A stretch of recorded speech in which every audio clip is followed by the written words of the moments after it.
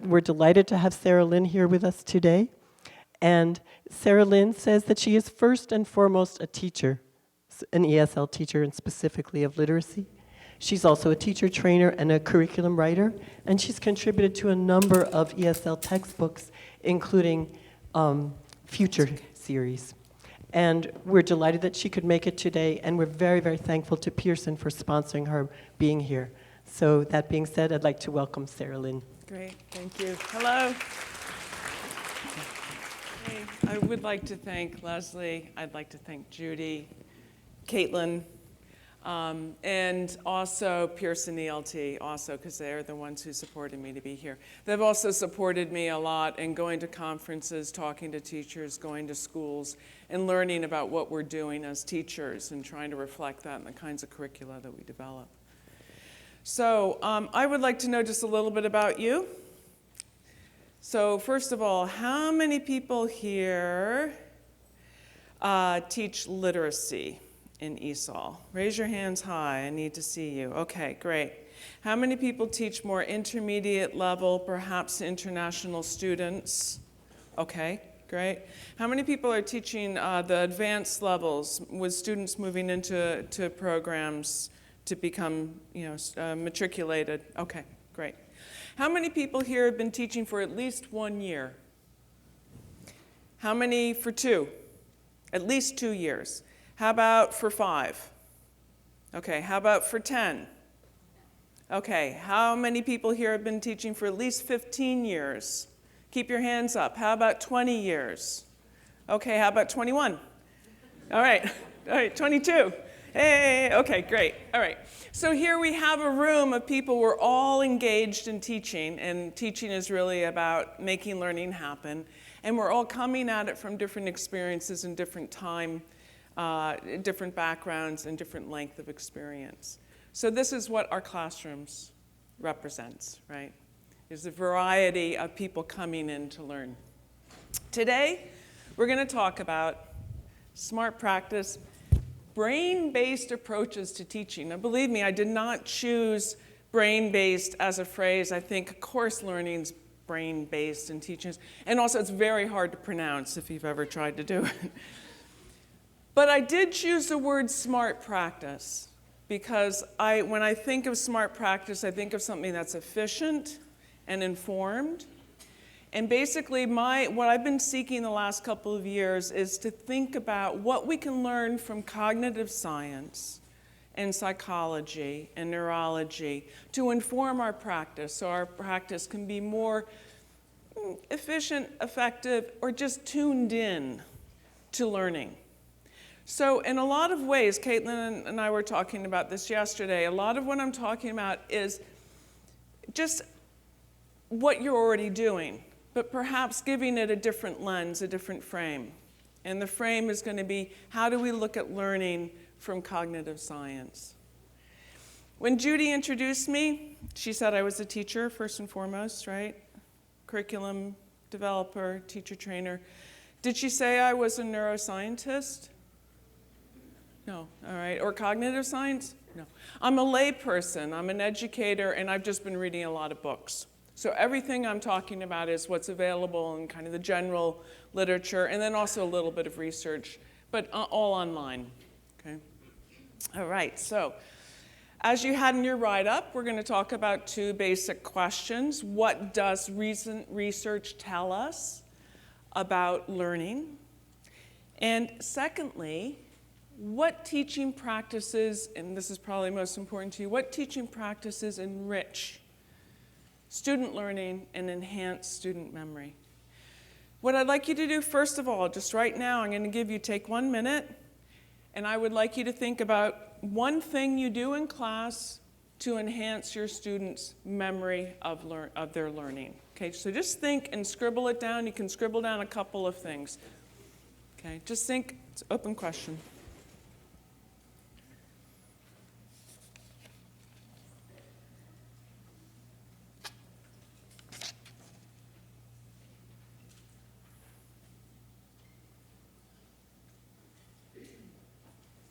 Okay, now at the end of the session, I'm going to ask you to look back at what you wrote and think of it in light of what we've been talking about today. Okay? So today we're going to talk about 4 things. There's so many different possible ways of approaching this. I'm going to try to nail 4 in the next 30 minutes, so we still have some time to talk. I think I need to point here. No, it doesn't want to move. Ah, interesting. Okay, we're going to talk about 4 things. And basically, these are the practices that teachers can use to be informed, smart practice. First of all is to make connections. Second of all is to use multiple modalities. Third is to recycle and vary. And fourth is to challenge our students to think. Okay, I'm going to hit on each of these first. First of all, I'm going to be talking about connections. So, learning is about making connections, right? This is true. We know this kind of some abstract way, but actually, physiologically, neurologically, it's about making connections, okay? So I'm going to talk just a little bit about learning on the neuro level. All right, we have a number here. Would you please tell me what the number is? Because when you get that many zeros, it can be 100 billion. Okay. Now that's the number of stars that we have in the Milky Way galaxy. And if you think in a country night when you look up and you see just that white in the sky, that's 100 billion points of light. That's also the number of neurons we're born with as babies. Okay. So we have a lot of neurons. What does a neuron look like? I'm going to give you a clip art version. Okay. This is a really big neuron, obviously. Okay. So let's just look at the neuron and look at it in terms of what do you think the functionality of this form is? What do you think it's kind of a funny thing. I'd like people just to shout out. What are things that you see when you see this clip art version of a neuron? Okay, a bridge, a chain, connections, a tree, river of movement, branches. Okay. And roots. So this part over here, let me see if I've got I don't know if I have yes, I do. This part here, these are called the dendrites that grow out, and dendrite is actually a word that from Greek means tree, okay? And so that's exactly it, roots or branches. These reach out when they're stimulated or excited and make connections with other neurons. They receive that information, and then you're talking about a river or a bridge, maybe a channel. They thrust the information through electrically, and then it comes out on this end, and it puts out, actually, it's a chemical signal on that end. And then that connects to the next neuron, and the next neuron, and next neuron. So you think if you have 100 billion neurons, it's kind of like they're flashing and connecting all the time. But learning is what happens when the neurons make a connection and continue to hold that connection, okay? So I'm going to do a little hand art here because I haven't figured out any better way of explaining this. You see my hands, right? I've got like my fists. You see the little kind of nodules here? This is a little bit like a dendrite, right? Dendrites can have up to 10,000 connections with other neurons. They have, just like a tree in spring, you see those little bumps that promise new growth? Well, that's what I've got here, and I'm pretending my hand is the dendrite part. All right. Actually, this will be the axon part. This will be the dendrite part. So here, we have a signal coming out, and the dendrite begins to grow out. I'm going to learn something new. I'm going to learn how to drive a car, all right? And a little dendrite comes out, and it makes a connection with an axon. And it's just like a filament. It's this teeny, teeny light connection. Now, if I sit in the car one afternoon and hold that steering wheel, I'm going to freak out, and I never go back to it. It's going to actually get reabsorbed into the tissue of my brain. Because my brain is saying, hey, that's not important. We never did it again. I'm not going to learn this. But if I go back the next day and I make another attempt at moving the steering wheel and actually turning on the car and engaging the gears, and then the next day I have my parents sit next to me and give me more instructions, and then I try to drive at night, oh my goodness, then I try to drive in the rain. Then I try to drive in New York, like this, right? So what happens is each time I do it, different neurons become engaged, and as they become engaged, it gets stronger and stronger, and it becomes a more complex and a faster connection, all right? So learning is about making connections that stick. I'm going to show you a picture, and this is Steve, where I'd love it if you bring the lights down, because it's hard to see the contrast otherwise. Okay, this is an image. It came from a neuroscience journal. So this is an image of neurons and how they connect. All right, tell me, what do you see? Just shout out some words. Okay. Actually, network. Okay. Web. Okay. Spider, webs. Lightning. Electricity. Yeah. You know, the brain. What? Exactly. Okay. So that's what we see. We see all of that. The brain actually has enough electrical energy, voltage going on, it can light a 60-watt bulb, right? There's a lot of electrical energy in your mind. Interconnection, yeah. So if you look at any of these, you see, let's look at this one over here. You see those connections and how they're kind of drifting in all these different ways. So let's just think of something, I think maybe to make it more concrete, let's think of a word like orchestra. And you have an image in your mind. But that could really be shaped by many things. Perhaps the image in your mind is of a conductor and kind of the many instruments. Perhaps it's of a friend who actually plays an instrument. Perhaps it's an image of classical music. Perhaps it's the pit that's in the orchestra pit. You see, you actually are like here, if you think of orchestra, you're like at this nexus where you've got 100 different connections with this one simple concept, right? It's this noun. That's all it is. So that's what learning is. It's when we have all of these connections coming in to support a piece of knowledge. Okay, thank you. So, the numbers, right? So one neuron can make up to 10,000 connections. So the potential for learning is really tremendous. But learning's not easy, okay? Learning's pretty hard work. So it doesn't mean just because it's there, we use it or do it. This is actually from the 70s. This is a textbook illustration, and textbooks, sometimes can simplify a little bit. So this is a little bit of a caricature of brain development. On the left, what do we have?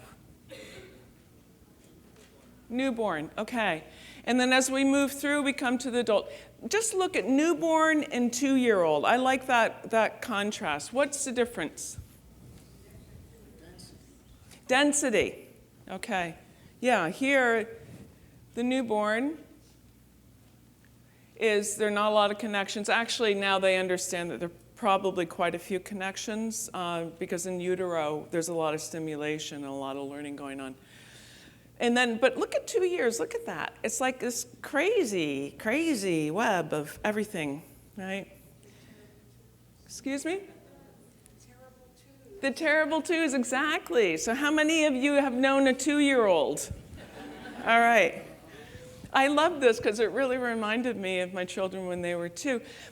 Partially because there's that equal distribution of connectivity, right?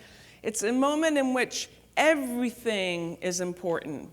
There's not a lot of efficiency in what's being learned. Everything is coming in at once. But then look at what happens when you become,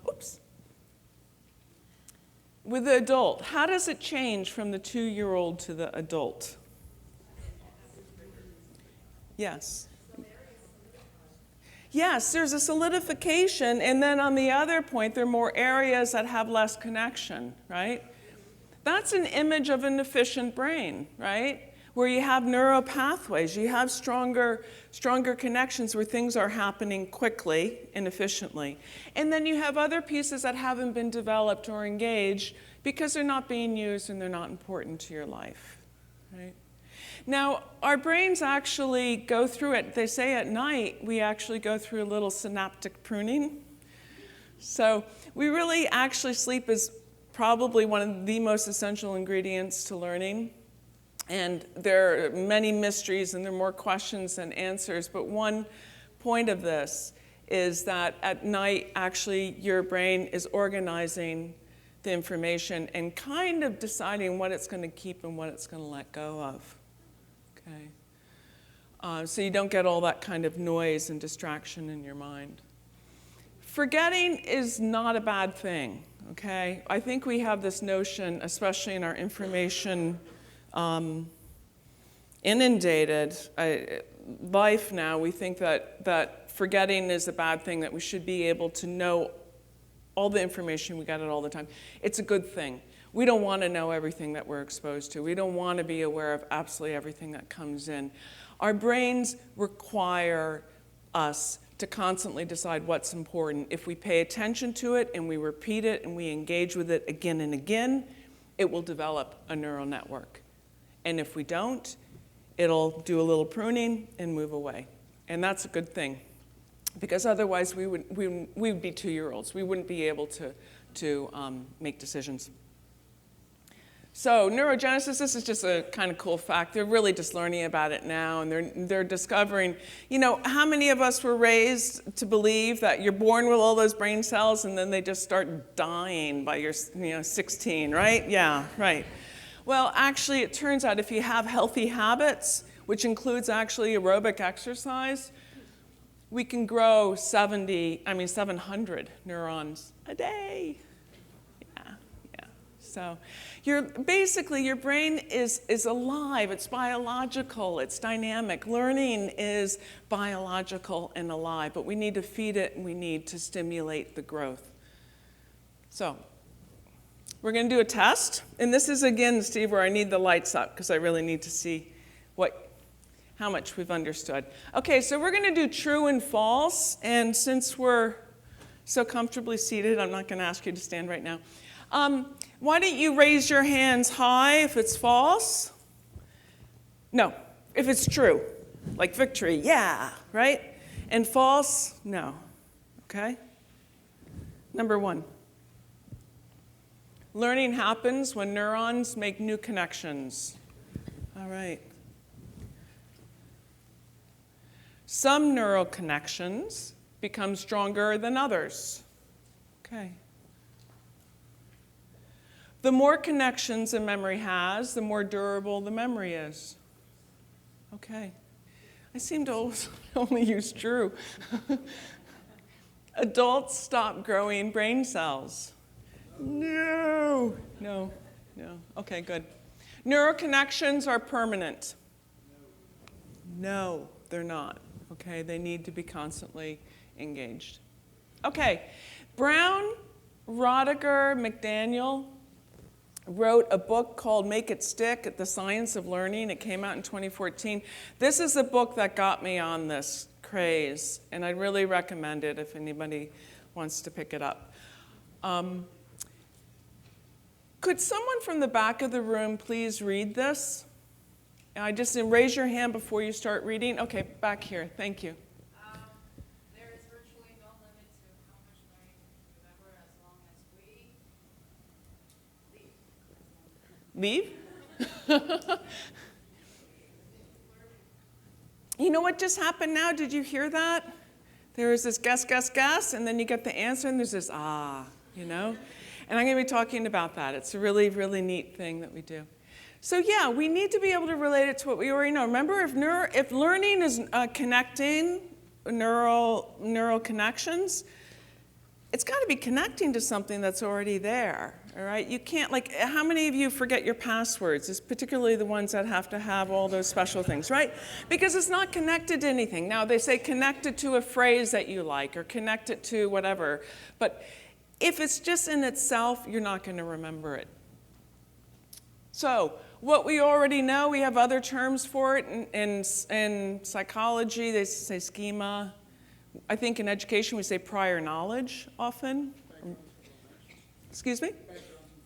Background information, exactly. So here we go. Mental model, schema, background information.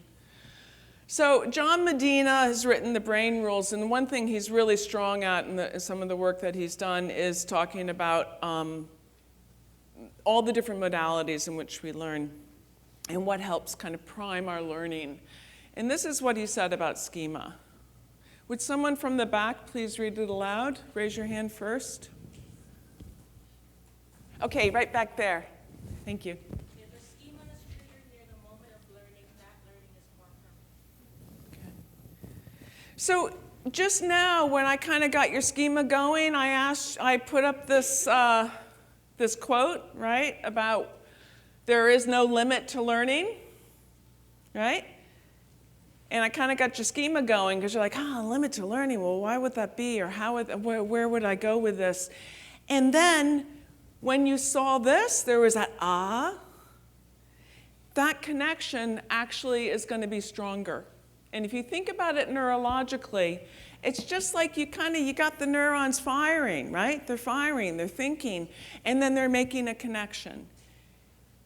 All right, so you're priming your mind. We do the same thing with our students. We all do warm-ups, right? That's it. But now you can look at doing warm-up in a different way. It's really as a way to kind of prime the student's mind and get the student to bring his or her schema to what's happening in the classroom. So first of the SMART practices is really try to connect to students' previous knowledge, right, or background knowledge. How do you do that? Really easy. We're not talking about big stuff. Show a picture. Visuals are great. All right? Show a picture. What do you see?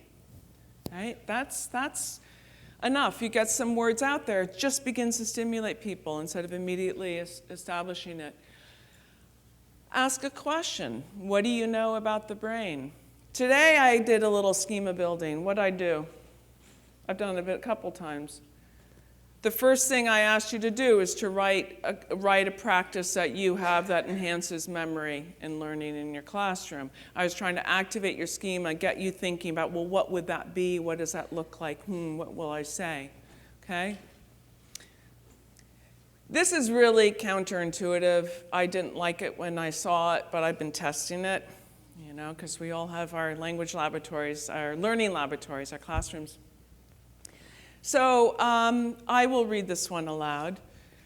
This is, it's been studied quite a bit, but the question is about pretesting. So students who are given a pretest improve their learning. They do improve their learning, but by what percentage do you think? Okay, I'm going to ask you to make a commitment right now. How many people say 11%? Raise your hand. High. Okay. How many people say 22%? Okay. How many people say 33%? Okay. How many say 44%? Okay, so we're actually pretty equally distributed here. Yeah. Okay, well, in this particular study, the answer was 33%. Okay. Now, and other studies have been more around 20%. Now, for me, this is totally like wrong. Why would I ever test my students on something I haven't taught them yet? That's unfair. Right? That's not a fair practice. But what you do when you ask a question is you're arousing, basically, the student's mind to rummage around and try to think of possible ideas. And then when you get the information, when they receive new learning, they receive it more fastly. It fixes better. Okay? So just like this with the 33, this will probably stick with you better than if I had just told you the information, because you had to make a commitment to an idea. And when you went through that, you were kind of saying, well, 11% sounds a little too little. 22 is kind of a nice number. 44 would be proving a point, right? She always wants to give you the biggest number. Usually, I'm a teacher, usually C is the right answer. So you're thinking all these different things, right? But you go through all of that, then when you hear 33, it goes, okay, I got a path. This is an image I really like. Benedict Carey writes for the New York Times, and he writes about education. I actually like this better for the image. What he says here is on pretest, particularly multiple choice, we benefit from answering incorrectly by, in effect, priming our minds for what's the learning to come, for what's coming later. I like this because I think a lot of times we've regarded our minds like recording devices, and especially in language learning, we don't want students to hear the incorrect language. We don't want them ever to be exposed to incorrect language because we're afraid that we're going to impress on them something wrongly, and then they will forever be damaged and not be able to find the right answer. But what we just did with that pretest was not what happened, right? A lot of you gave the incorrect answer because you didn't have information, but then you learn what the right information is, and now you can make that connection, right?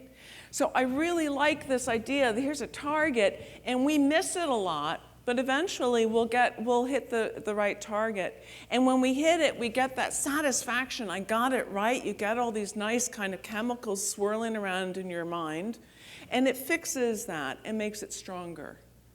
Okay? So I'd really encourage you to allow your students to make mistakes. Allow them to give answers that are incorrect.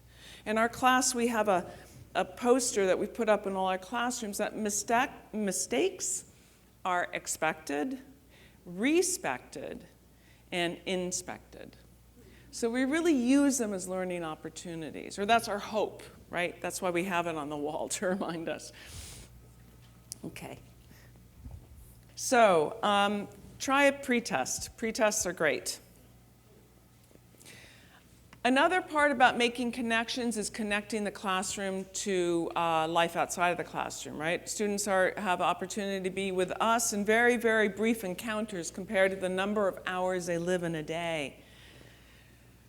So this is a professor at the University of Maryland. He just studied his own students. He wanted to see if learning, how this practice would affect their ability to learn over the length of a semester.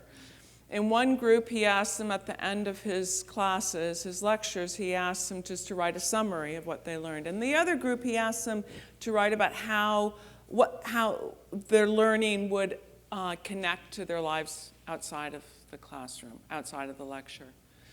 Which group do you think had more robust learning? Group A? No? Group B? Okay.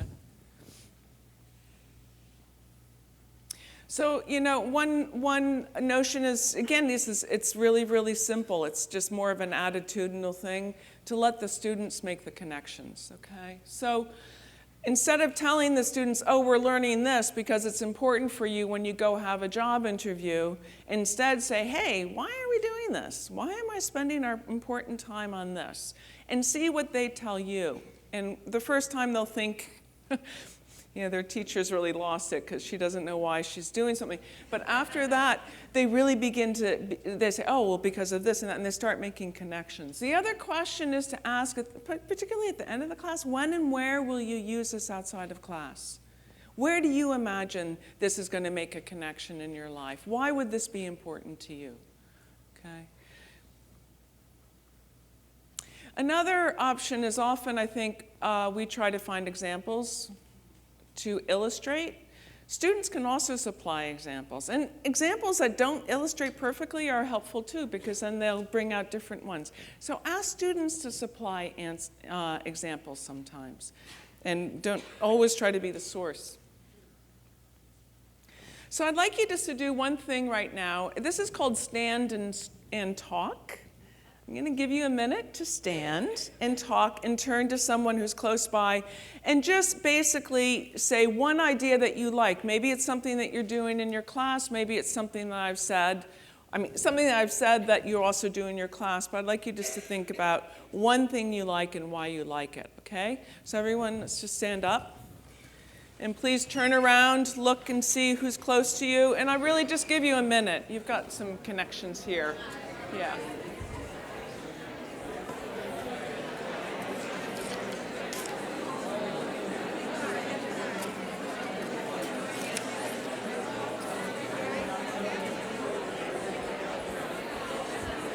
So we're just talking about the first and really the most substantial notion is what learning looks like on the neuro level, and that learning is about making connections and how we can really help foster that in our classrooms.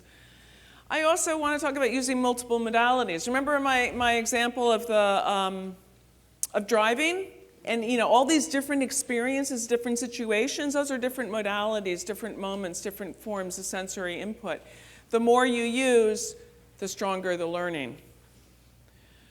I'm going to show you a slide, and so again, we'll do, I think, a deep a darkening just so you can see it. This I found online, and it was actually, they were looking at where the blood flows in the subject's brains when they were doing different things with language, okay? So when they're hearing words, they're over here, okay, in this part of the brain. When they're seeing words, they get back into a strong part of the visual cortex. When they're speaking words, that actually is a high motor skill. It's a pretty complex motor skill. And then thinking about words, here what they were doing is they were thinking of the words and which ones were verbs, okay? And thinking is the frontal cortex. This really weird character here is supposed to give you orientation, not disorientation. It's saying that this is the front of the mind, right? So he's facing this way. So here you can see this is the frontal cortex. That's, of course, the conductor of our brain, right? That's the part of the brain that really calls on all the different parts of the orchestra to bring knowledge together. And if you see this, that's why I wanted the lights turned down. You can appreciate how well lit up it is in all different parts of the brain. So this is great, all right? Language learning is a multimodal experience. We're going to use all of our brains when we're learning language. John Medina says, our senses are designed to work together so that when they're combined, the brain pays more attention, right?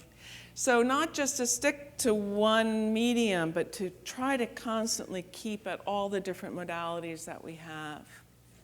What are modalities? Writing? Reading, speaking, listening. Those are absolutely. And more modalities? Kinesthetic movement. Visual. Could be graphic. It could be realia. Sensory. Yeah, sensory would be all the senses. Tactile.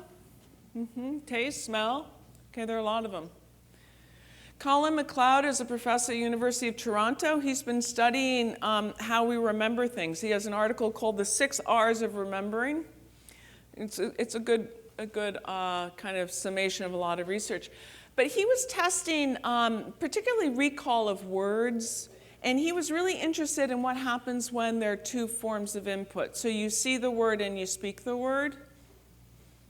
And what he found is, one group just read the words, and the other group read them and spoke them. The ones who combined the modalities nearly doubled their ability to recall the words. Okay?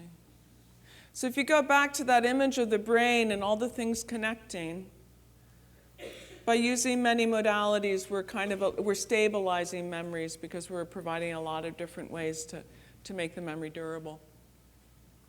One way you could do read aloud in your classroom, I'm a literacy teacher, and I really strongly believe that students should never do cold reading aloud, which means I will read aloud, I'll think aloud, we'll talk about it, we'll comprehend it, but then there will be a moment in which they read aloud because they really, really like to, after we've done the comprehension. And when we do that, we also do this. Have you ever done this? No? Okay, we're going to experiment with it now. I'd like you can go like this. And now, basically what we're doing is imitating nature, right? We're imitating animal ears. You know how the dogs move their ears about, or elephants with sound? I'd like you to move it about when you read aloud this quote. Okay, so we're going to read it all loud, all of us, and just play with the sound. You don't need to do both hands if you feel self-conscious. You can do just one. Okay, let's try it. The human brain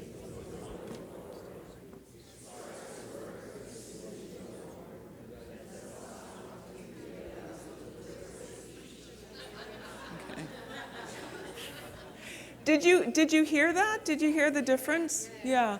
So you're just providing a kind of augmented auditory circuit, all right? So you can encourage your students to do it. Also, just everyone, you can also do it like you're holding a phone. You take your hand, so it's your lips to your ear, and let's just say the title here, and everybody try this. It's really powerful. So cup your ears. Can you hear that? You have to kind of play with it, but it's a fantastic acoustical effect. Okay. So when we hear a piece of information, 3 days later, we remember like 10% of it. Which is, but when we add a picture, we can remember like 65%, like 6 times. Visual learning, we are visual learners, okay? More than half of our brain, in different parts, not just the visual cortex, but all over the place, is really engaged with processing visual information. It's essential. And so one thing about teaching is thinking about ways that you can bring more visuals into the classroom and how your students can bring in visuals with their cameras and their cell phones. So I would like you, we're not going to do this. This is where I get trapped with a linear line, and but I would like you to think about this.